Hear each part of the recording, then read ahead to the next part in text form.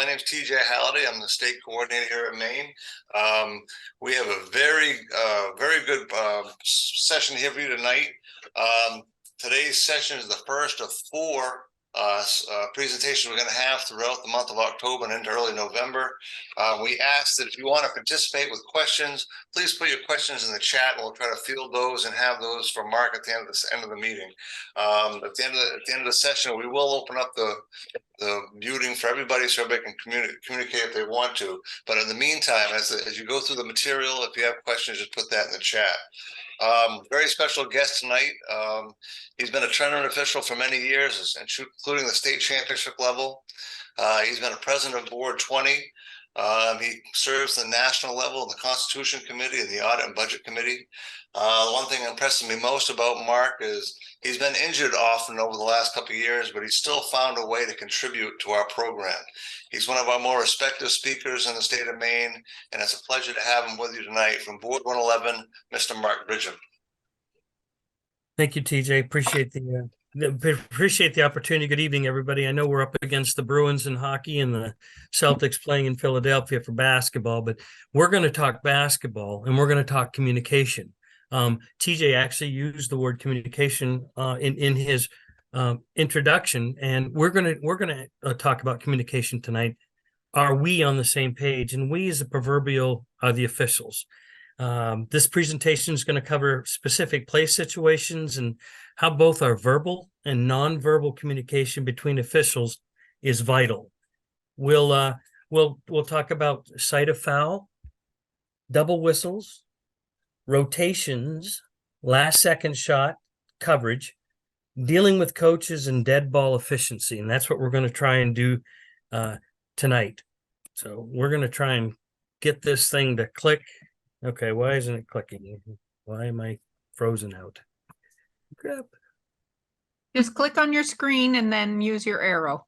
There we go.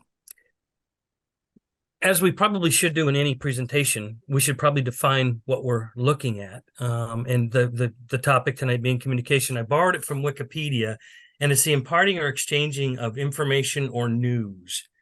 Communication is usually understood as a transmission of information. I think we'd all agree just that definition certainly sounds like officiating, because we talk about verbal and nonverbal communication. The term can also refer to the message itself, and sometimes our nonverbal is more powerful than our verbal. That is, with the facial expression, the body posture, just things that we don't say, but things that we do. Experts suggest that about 70% of communication is delivered and received non-verbally. It's shown in our posture, gesture, facial expression, and eye movement. I can share with you that I was a police officer for 43 years. If there's one job where you've got to listen and you've got to hear people, I would suggest that the police officers really kind of come to the top, because I'm trying to get information. I'm trying to understand what someone's trying to share with me.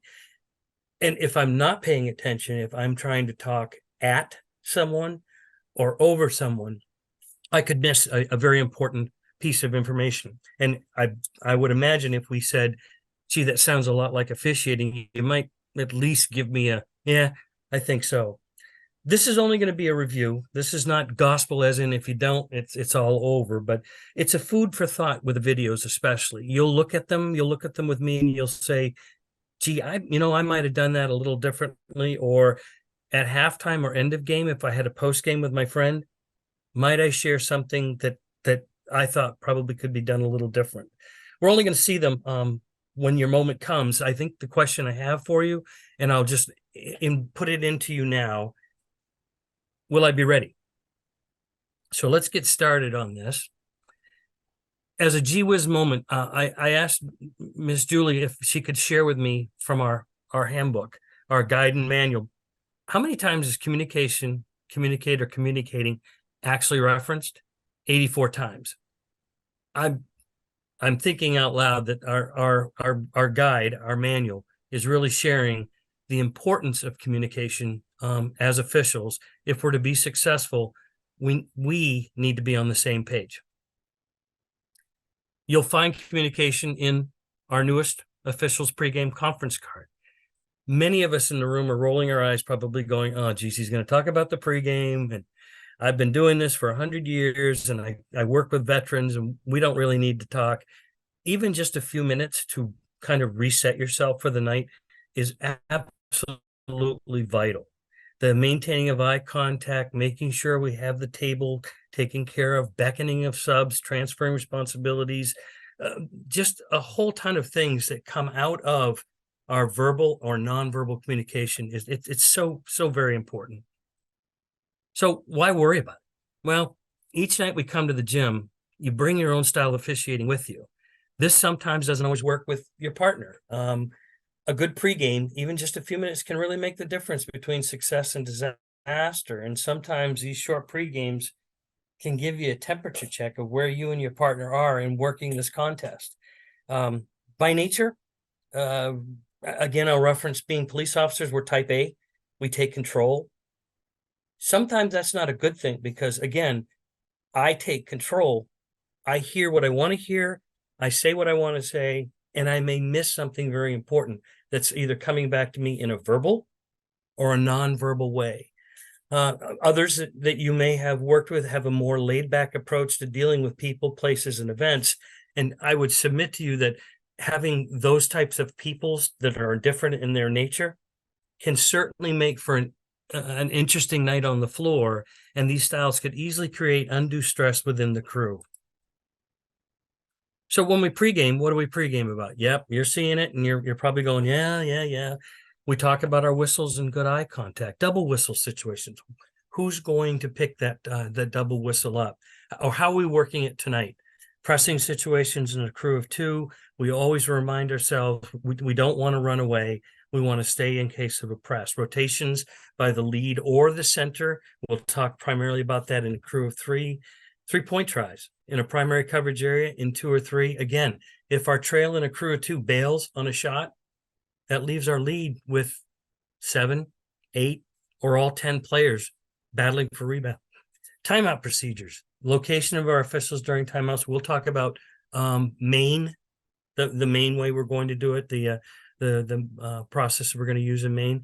Dealing with coaches and players, we'll briefly touch on that, and we have to agree that sometimes that can go backwards if we try to be that guy or gal and reach out to a coach first. And probably most important, if you blow it, own it.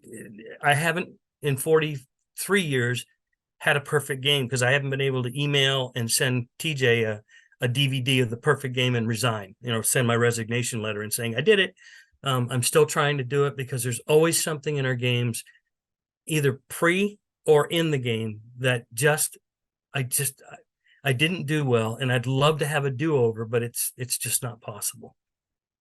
So let's talk about communication official to official. We'll look at our lead official.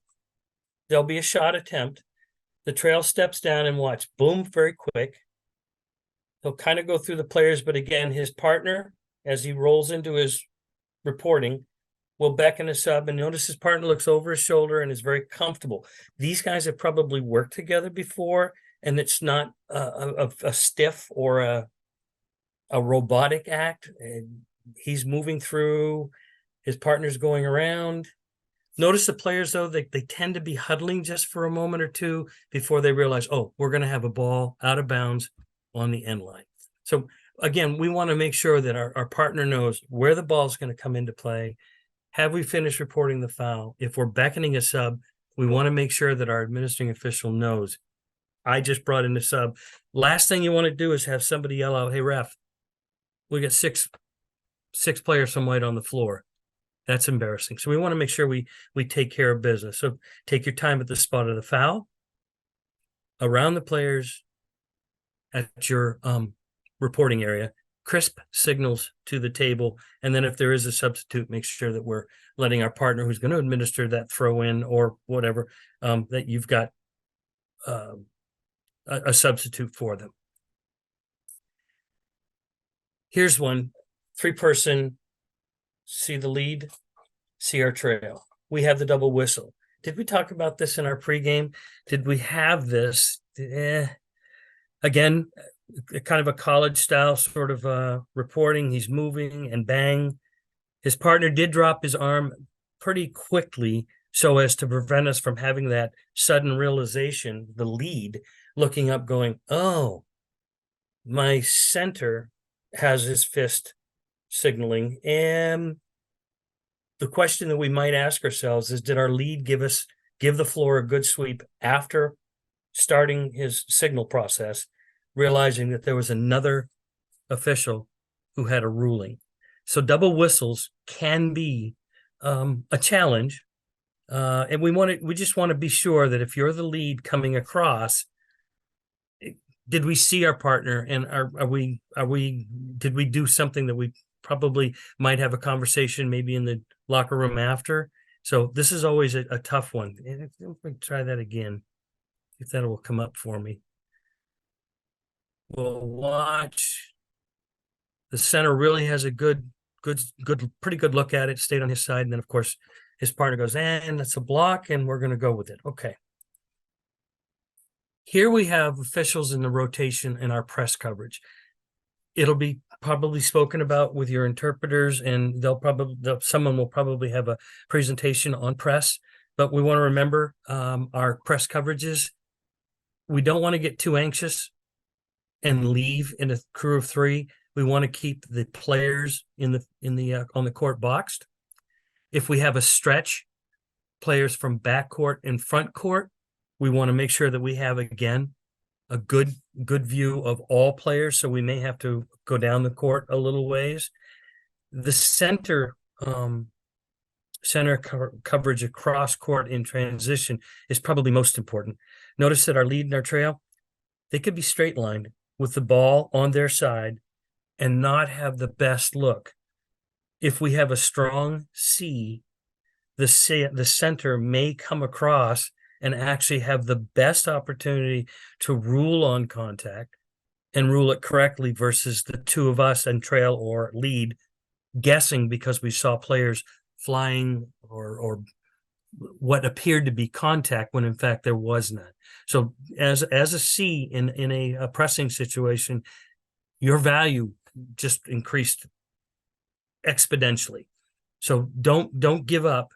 Continue to work. A strong crew of three will probably have a very, very good night.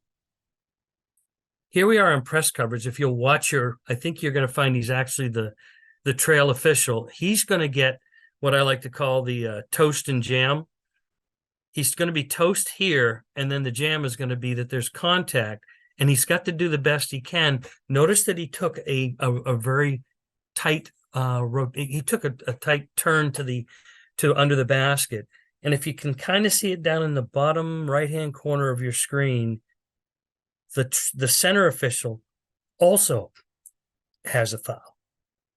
And again, it just reinforces that the trail official turning into the new lead hustled, realized he couldn't, brought himself into an angle to get a look at that play, makes a strong ruling, and his center official is, if you will, kind of supporting him, saying, yep, this is that there was contact there. So this is just a good example of sometimes when we get beat, and we're going to get beat, we have to admit that. Can we find a good angle to the basket? And our friend in the center position also had something similar to us, we believe. Here we're going to have a pressing situation. Notice our center. Our center is going to turn. There's 3 or 4 players, and they're a little upset with each other. He's going to get in very quickly. Notice that our new lead now comes back, and there's now 3 officials, if you will, sorting and separating the players and making sure things go quietly. I think one of the things that we'd look at in this video is both coaches are on the floor at some point. Some players are up. But again, the officials are there immediately to quell any kind of activity. Just a point we want to make. If something should go on, be careful going in between players. You don't want to catch an elbow or get slugged in the back of the head. Just be cautious about getting yourself involved in a fray. But here they get to it very quickly. So in press coverage, you notice that the center official did a really nice job of realizing there's trouble and coming back to it. So we'll just show it real quick one more time. He looks over and goes, uh-oh. He sees trouble. He's going to get down and in. There's 3 reds and 1 white, but regardless, here comes another white player. So he's there. Now there's 2 striped shirts, and here comes the 3rd one. And we're definitely, we have this covered, but again, we want to be careful that we also take care of bench issues where coaches and or players enter. Would any of the 3 been able to help with, hey, he was out on the floor? We want to make sure we don't get too many stripes underneath or in the fray. This is weak side. Notice that the center official gets a look through. How many eyes are on that shot? And if we watch it again, trail, and of course the C has a pretty good look at what goes on. TJ, I think, mentioned it the other night. He used the term resources, parentheses, eyes. How many eyes were on that shot? I submit to you, probably at some point there may have been 2 sets of eyes on that already on that, and now she's looking through the competitive matchup about to develop underneath, and she's able to actually see the contact rule, and we're going the other way. But again, we want to make sure that we're using all our resources as we need to versus having too many sets of eyes away from the play, and a competitive matchup or something happens off ball and nobody has anything. Our official to official rotations, again, when we talk about verbal and nonverbal in pregame, can we just remind ourselves our starting position normally is A, but not always a lock. When I was first growing up in basketball, working 3, I always thought I had to go A to B to C, and I learned very quickly from some very good officials, you can turn that corner, you can start at B if you need to, but find the ball, and as the ball rotates from, if you will, A side into B, into the midcourt, into the basket line, or rotates into or moves into the C, you can move and transition yourself as the lead and initiate that rotation. Again, we're looking to improve coverage, find the competitive matchups. Let's not be too anxious as the lead to just immediately rotate. I went because I wanted to go 15 times tonight. We don't want to set a limit, don't want to set a quota. Are we rotating for the right reason? Are we rotating to improve the crew?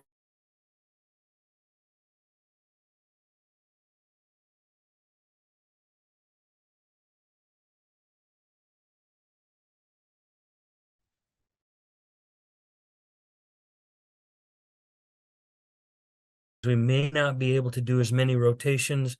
You're going to be basing it off your off game play. But again, your rotations, your key rotations from lead or from the center will help improve the crew if they're done at the right time. Here's a rotation, and it's lead initiated. The lead's going to start over. The center becomes the trail, and our trail will step down neatly and become the new center. Very neat rotation. Once she realizes that she has the ball, she has a good count. See how easy that rotation was. Now she'll go back, and the crew will reset. Just that smooth, just that easy. A lead goes over, center pulls, trail steps down. Great coverage. Notice underneath there's a lot of swimming hands and stuff. Ideal for the crew to rotate to find those competitive matchups. Here we debate, and of course there's probably really no debate when you say it. If someone said to you, I'd rather have 2 C's than 2 T's, I don't think very many people in the room would raise their hand and go, nah, it's okay to have 2 T's.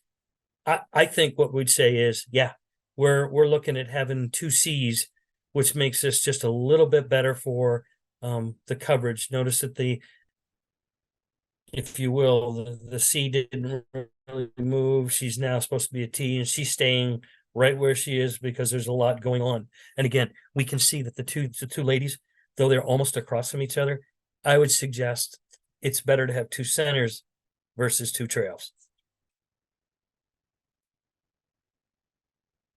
This is center initiated. If you'll see the center, he's a little bit away from play and wants to get a better angle, a better field of vision on these players. He wants to get that angle. So he's going to pull. The center's going to pull. The lead is so natural as he steps. And unfortunately, this ball is stolen. So I'm curious to see how they would have worked it out, because the trail, as you see here, the trail is still high, even though the center has started, if you will, a rotation.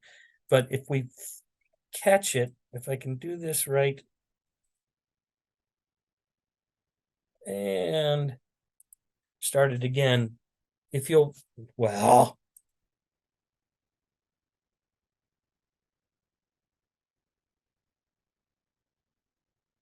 oh, it'll do it on its own. My bad.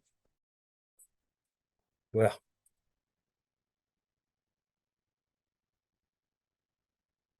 if you'll watch that trail, she's going to be patient as the center creates the rotation. The lead will move from B to C. He'll go across. But if you'll notice that there are several matchups over on the far side, so that, if you will, that old T moving to C is very patient about dropping down rather than sprint down and get in front of the coach. And because the rotation happened, she wants to see what else went on. And as this goes through, there's actually a theft. And I would have loved to have seen the clip of the transition down the floor, because this is sometimes where we can get a little confused. And we want to make sure that we have that conversation about a rotation. If we get caught, normally that old lead, the new trail, can help fill that. This is in our card. It's official official to official 3-point try coverage. We want to know our primary coverage areas, one signal up, who's responsible for the shooter up and down, rebounding. And remember, that trail is very important to stay. So often we kind of get those happy feet as the trail, and you'll see us start down and then we start back as the ball's bouncing off the rim. Keep your feet, take your step down, cover the rebounding, help your crew. If we bail, I'm not sure what the sense is of having that trail leaving so soon. It tends sometimes to get us into trouble when we're down the floor.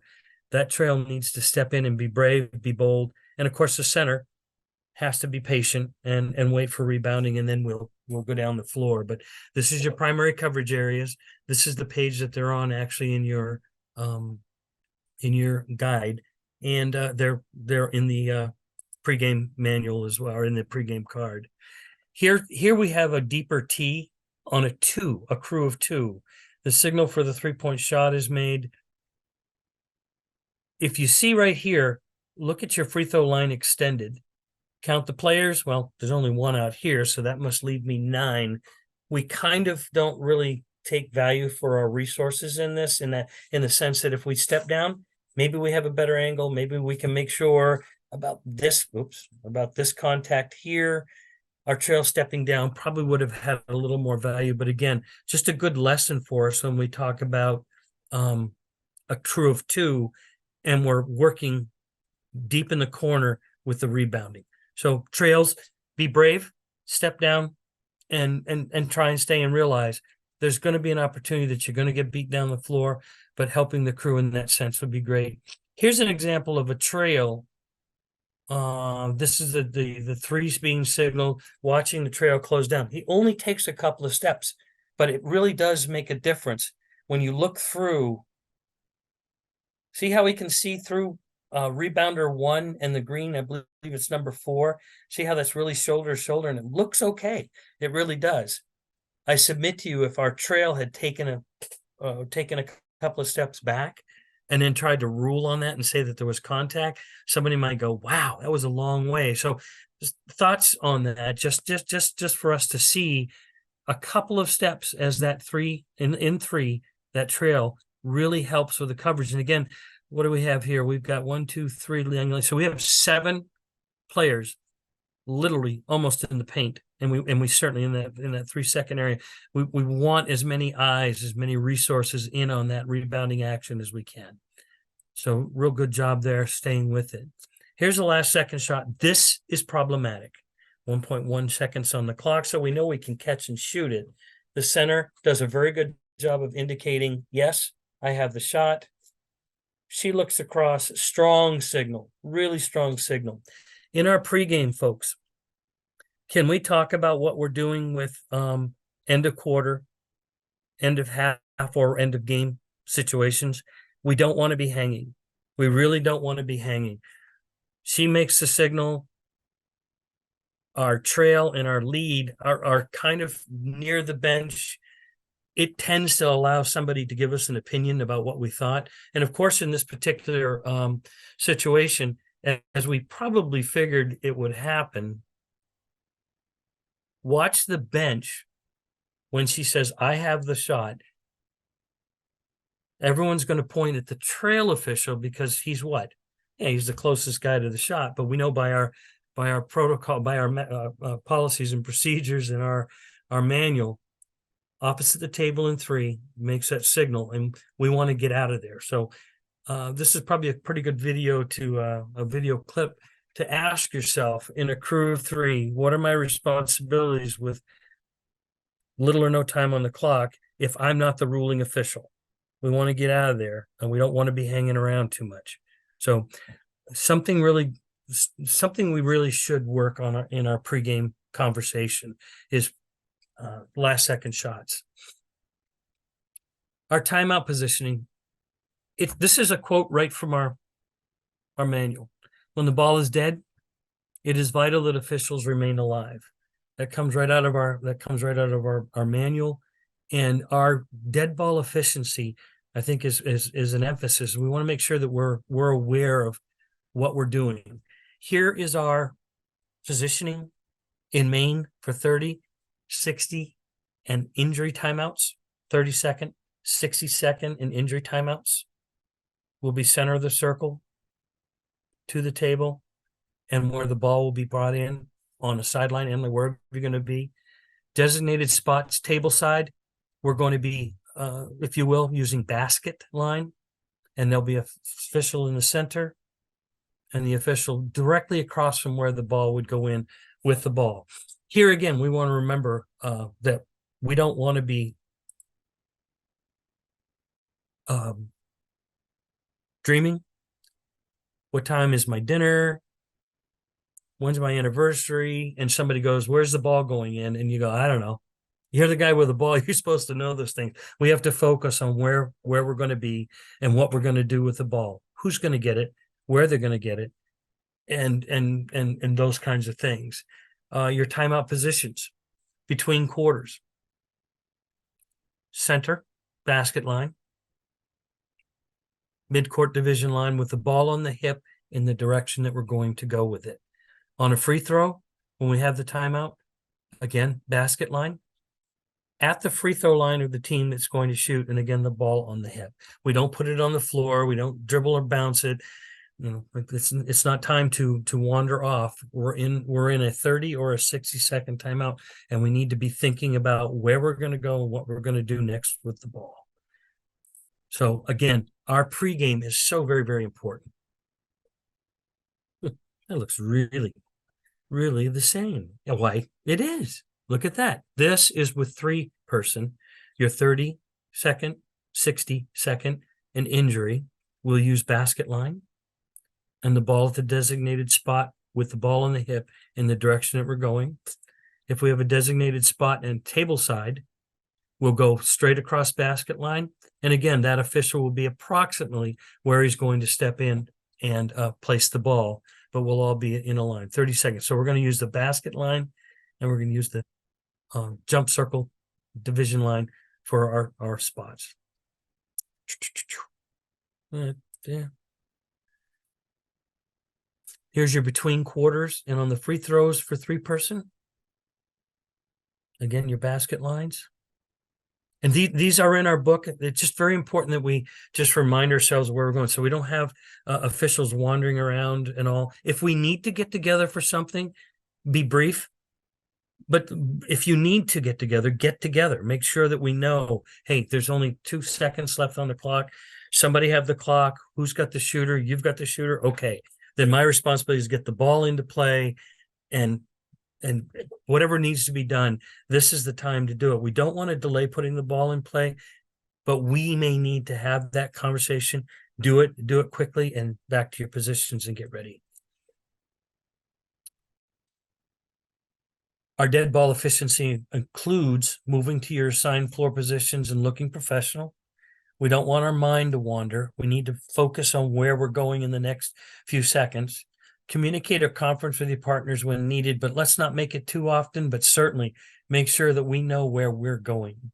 We don't want to pace. We don't want to bounce the ball. It's not a time to have a conversation with the fans. You don't want to be rude, but you've got to ask yourself, where's the ball coming back into play? Am I in the right spot to administer the throw-in if I'm the administering official? What team receives that throw-in? Did it come out of a timeout for a held ball? Or did it come out of the timeout come out of a held ball, a foul, a violation, or just the team timeout itself? So we need to know these things in case we have any kind of a delay. I don't know, somebody gets injured, or the lights go out, or something causes us to have an excessive delay coming out of the timeout. The last thing we need to do is, okay, we finally got the clock fixed, the scorebook fixed, and somebody goes, who's got the ball? And nobody remembers from the crew. We need to stay focused and make sure that we're not looking at each other going, how did we stop this thing? I don't know. I think it was a foul. That we need to be able to know that immediately. Our timeout positioning on a crew of three. If you notice the lead, she's deep and in no man's land, and suddenly there's a timeout called. Look at the coach; he's way down deep. The trail official assists her by saying, "Yeah, I saw the coach call the timeout." Center officials kind of keeping an eye on things. Got a little excited at the bench because we got a few people up, all kinds of things. We need to be sure we're taking care of that. Everybody's up saying, "Oh, there was a push, there was a push." But we want to make sure we're taking care of business. And again, our crew, the integrity of the crew, could be looked at this particular point as maybe not having had a conversation or staying focused long enough. We needed to get out and get that. We certainly want to have that conversation if we can, and take care of business with those time and relax. Oh, by the way, I was thinking about that when I said that. I'm probably one of the most excitable people with a timeout. I want to come out with my hands and bang on the whistle and point real strong to a coach. It's another ruling. It's someone's asked for a timeout. I'm going to grant them the timeout calmly, strongly on the whistle, pointing to that bench. Coach of white, timeout. Coach 30 or 60, guys, it's 60. Take your time. Take your time reporting that timeout. This is a chance for you to gather and let your crew know so they know where they're going, and the coaches can clear the floor, get their players, then you report it to the table. Again, this is not one of those instantaneous, you got to come busting out of there as the lead and hammer on your whistle. Good, strong whistle, confidence. It displays confidence when we go, I got the timeout, coach. What are you having, 30 or 60-second timeout? If they tell you what kind of quickly what it is, great. Keep right on going past him. He's looking for, hey, geez, there was a push or something. But again, we want to make sure that we're taking care of business, showing that confidence that we've got it covered. Coaches may ask a question. We do. We want to respond to questions from the coach. We do want to make eye contact. We want to communicate using rules-based language. Master the rules. Don't let the rules master you. Find the right time in a game to communicate with coaches, perhaps on switches. You'll see down here, it says trail responsibility on free throws. Ideally, the trail, perhaps maybe he was involved in something with a coach a moment ago, and the coach asked a question. You couldn't get back over onto that side to visit with coach. And it may be an opportunity in between free throws to share with him, Coach, I heard you earlier. I had a great view. No question in my mind. That call, that was the right call. And he may argue when he starts to say, no, you're wrong. It's no longer a question. Now it becomes a debate, and we're not debate coaches or debate referees. That's the time when you step back in and you get busy and focus. Free throw trail responsibility. Remember, he'll step over into the new trail position and slide from the midcourt division line on the second of or the third of free throws. And again, it may be an opportunity, but it has to be brief. We're not going to hold up the game having a debate with a coach. So we're not going to respond to statements. You didn't have that right, did you? He's not asking a question. He's asking you to respond to him and tell him, yeah, I blew that call, or coach, knock it off. We don't want to have those confrontations. We don't yell across the floor or allow a head coach to yell across at you or your partners. We have to be sure that the coaches understand, when I get in front, I'll do what I can, but at the moment, I'm not there. So if they yell across the floor, we have rules support that shares with a coach that wasn't appropriate, and I'm addressing it now. It may be a warning into the book. Maybe you go with a stop sign first and then a warning to the book, or if you need to, a technical foul. We don't want to continue lengthy conversations during the second free throw. Your focus is in on the free throw situation, and you don't have time to have your whistle out of your mouth, having a conversation with a coach as the ball's going up, and all of a sudden you go, oops, there's rebounding. Talk to your partners about the call. Talk about your partners' calls with a head coach. We're not going to do that. Mark, he's not very strong tonight. He's really having a bad day. Yeah, I know, coach. I'll talk with him. Wow. Really? We don't share that kind of information with the coach. He made a statement. He didn't ask a question. You don't respond.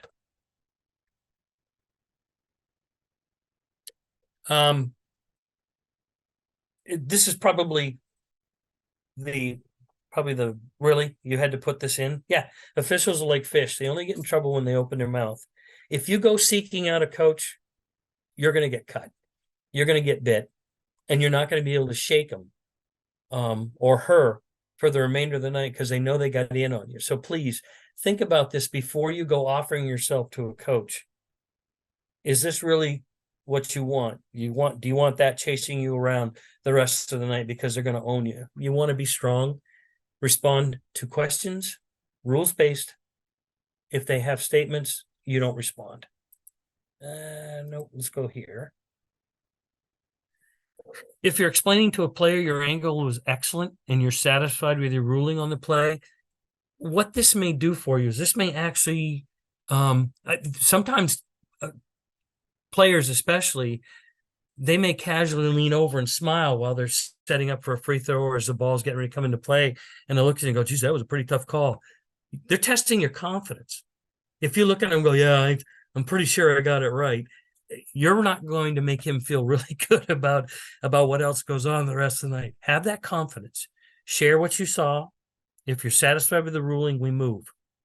Don't be afraid to say, look, I got it right. We play on.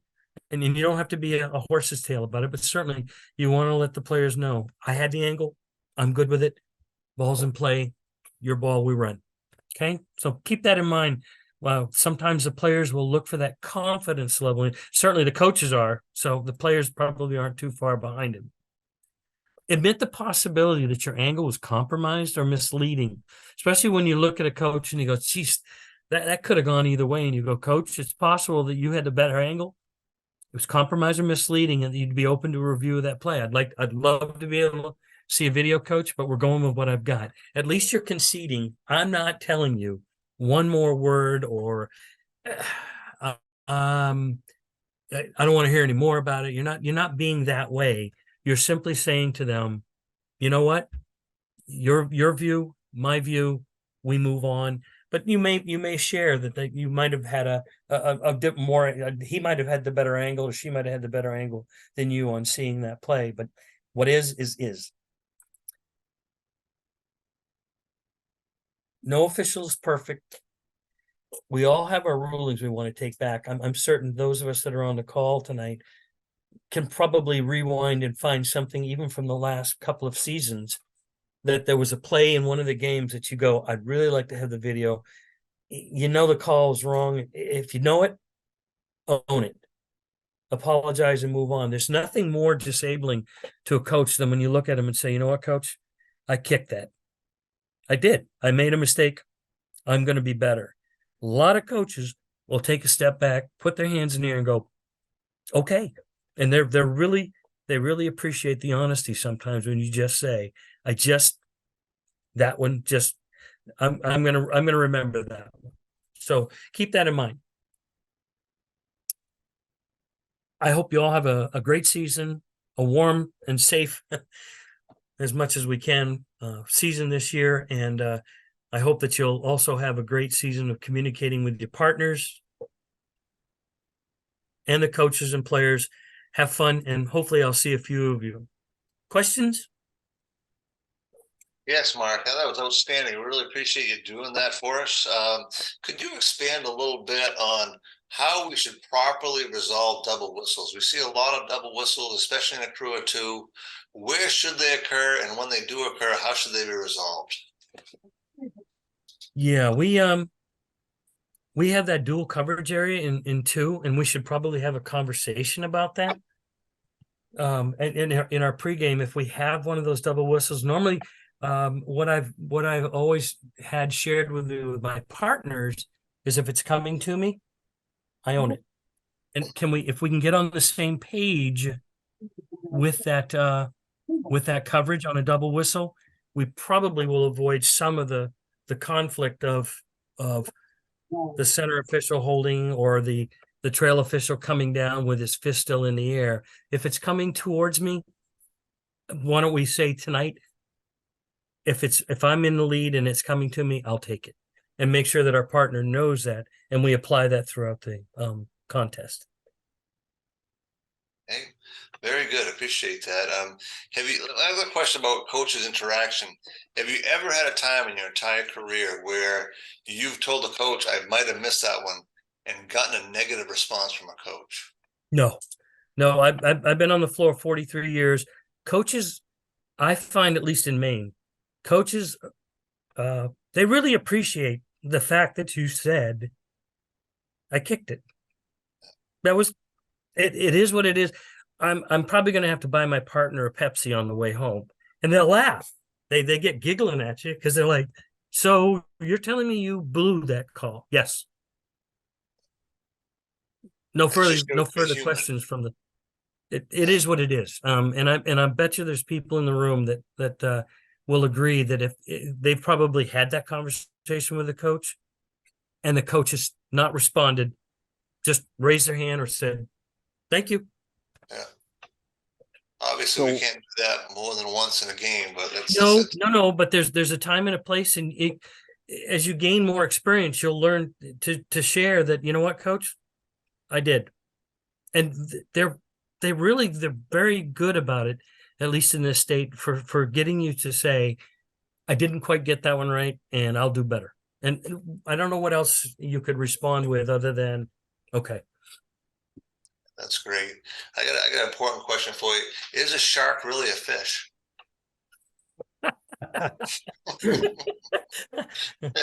Well, I don't know, but I got to tell you, I think the saying certainly fits it. You It hook on to actually a is. shark. I just looked it up. I looked it up. Yeah, great. Thanks. Yeah, we got a question from the chat room. Are we getting rules books this year? Is it NFHA's book? Are we getting last year's? Every official in the state of Maine is going to get a complete IBO manual.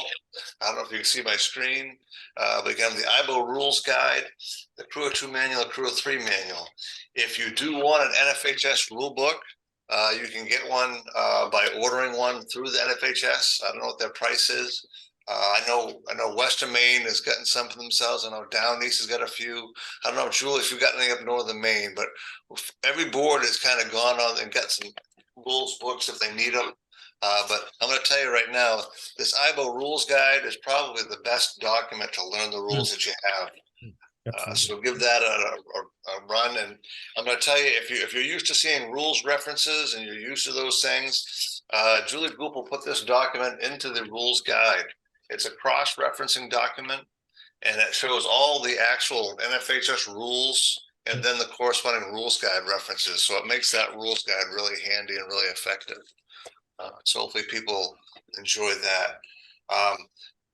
What a great start to our program. We had 60 people on tonight. We really appreciate your time. If there's no other questions, actually, I see a couple come in. Let's see here. A couple of us, that's it. I said, what a great program. Julie, do you have anything to add? TJ? I don't. Yes. Thank you. Dave, yes. Yeah, Mark, you mentioned about communication, about talking to the fans and everything. And I've been a soccer spectator this fall. My granddaughter plays for USM. And I saw a great example the other day of terrible communication by the official. He spent more time talking to people on the sideline. And then there was one situation where the fans right behind him hollered, "Hey, they're over the back. You can't do that." And he turns around to the crowd and he says, "You can if you get away with it." I mean, he just left his partner out to hang to dry, and those are things, even in basketball, we just can't do those kind of things. And I know I've had examples when I was interpreter of people just talking way too much to the fans, and they want to be a nice person, but hey, Sure. we've got to be an official first, and the fans, we aren't there to please them. And we don't want to be robots, but we also they have to realize that we've taken on a responsibility for a Maine Principals Association contest, and we're there to work for the schools, work for the kids, and whether it's at the high school level or not, it really doesn't matter. A middle school, this could be the kids' first and only start. It could be their first game ever. I mean, you look at it as, I'm here in middle school, boring, and you decide to talk to fans, and some kid doesn't get his opportunity. You're taking away. We really have to focus on each of our assignments. Not easy to do. I get it, especially when you roll into January and you're on game 60 of a 70 game schedule and you're tired, and you just bring part of your game and you don't worry about the rest, and it goes to crap, and you're wondering why. And well, sometimes you have to look in the mirror and say, did I give that 100%? If you're honest, you may have contributed to the ruckus tonight, and we want to stay away from, especially dealing with the fans, most certainly. Great. Thank you, David. I want to thank everybody for being on the call tonight. Next week, our next session is going to be on Tuesday night. It's with the state interpreter out of Connecticut, Charlie Harbach. Outstanding presentation he's got ready for you. He's called Sweat the Small Stuff. He's a state championship caliber official, and he's going to practice what he preaches. The guy is an outstanding official. He's an outstanding presenter, so I encourage you to be on the call next week at 7. We sent out a link to that invitation this morning, but if you don't have one, we'll definitely send out another link later on. Again, if there's any questions you have during the course of the season with rules and manual-based stuff, please contact your board interpreter. And if there's huge issues that we need to address, the 5 interpreters will get along with me and we'll try to get things taken care of. Mark, thank you very much for your presentation. That was outstanding. What a great way to kick off our season. Thank you, folks. Thank you, folks. Enjoy your season. Be safe.